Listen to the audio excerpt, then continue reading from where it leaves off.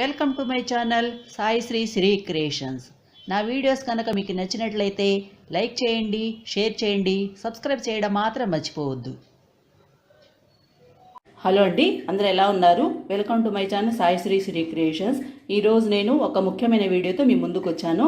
ఏం లేదండి, ఇప్పుడు గ్యాస్ స్టవ్ చూస్తున్నారు కదా, ఎంత నీట్గా వచ్చిందో చూడండి. గ్యాస్ స్టవ్ కానీ, బర్నర్ కానీ, పైన స్టాండ్ కానీ ఎంత నీట్గా వచ్చిందో.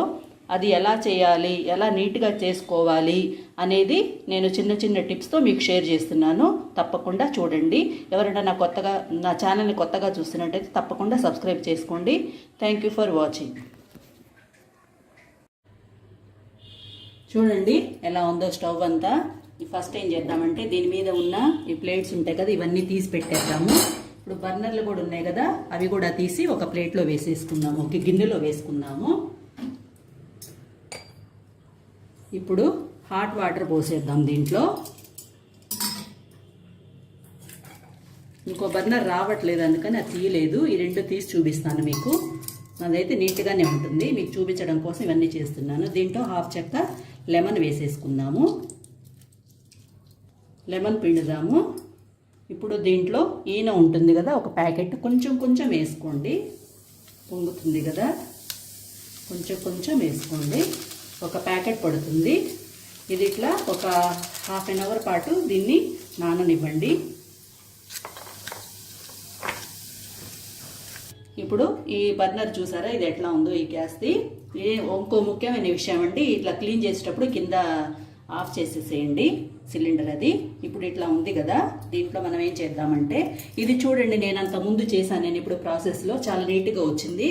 ఇప్పుడు మీకు చూపిద్దామని నేను ట్రై చేస్తున్నాను. బేకింగ్ సోడా ఉంటుంది కదా, అది కొంచెం వేసుకుందాం దీంట్లో. ఇక్కడ వేసేద్దాము. ఇక్కడ కూడా కొంచెమే ఉంది కాబట్టి ఎక్కువ అక్కర్లేదు, మీకు అక్కడ ఉండే మురికిని బట్టి వేసుకోండి. ఇప్పుడు దీని మీద హాఫ్ చెక్క లెమన్ ఇలా పిండేస్తున్నాను, లెమన్ జ్యూస్ అన్నమాట.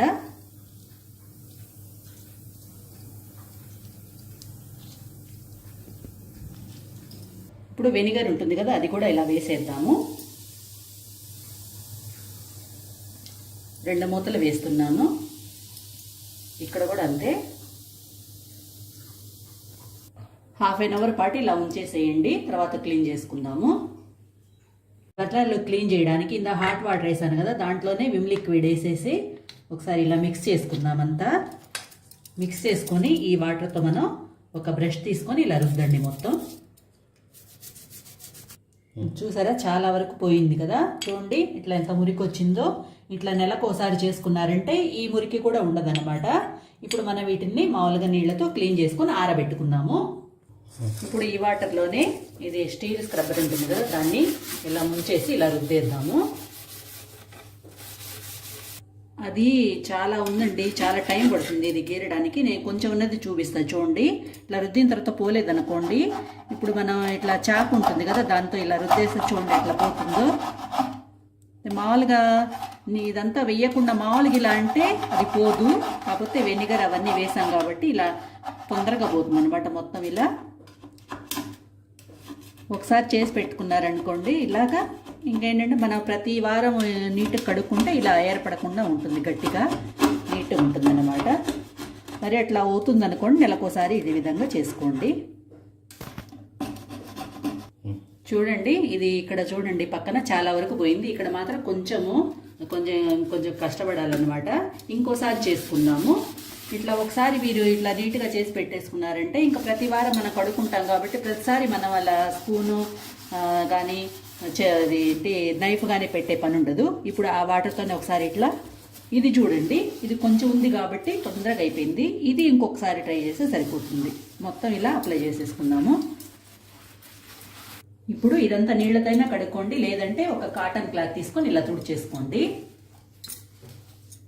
అంటే ఎప్పుడన్నా ఒకసారి కడుక్కుంటే బెటరు. ఇలా వారం వారం ఇలా తుడుచుకోవడమే బెటర్ అనమాట గ్యాస్ స్టవ్ అనేది, లేదంటే తొందరగా పాడైపోతుంది. ఒకవేళ స్టవ్ కడుక్కోవాలనుకున్నారనుకోండి, బర్నర్లోకి నీళ్లు పోకుండా ఇలా దీనికి తగినట్టుగా ఏదన్నా ప్లేట్ కానీ ఇట్లాంటి కప్పు కానీ పెట్టేసి కడిగేసుకోండి, నీట్గా ఉంటుంది. ఇప్పుడు అదే వాటర్తో మనం ఇవి కూడా పైన వేసి పెడతాం కదా, ఇవి కూడా నీట్గా కడిగేసుకోవచ్చు. ఇదిగోండి ఈ విధంగా అరేంజ్ చేసుకోండి. బర్నర్లు స్టాండ్ ఆరిన తర్వాత ఇలా పెట్టేసుకోండి. నా వీడియో కనుక నచ్చినట్లయితే like, share, subscribe my channel. Thank you for watching.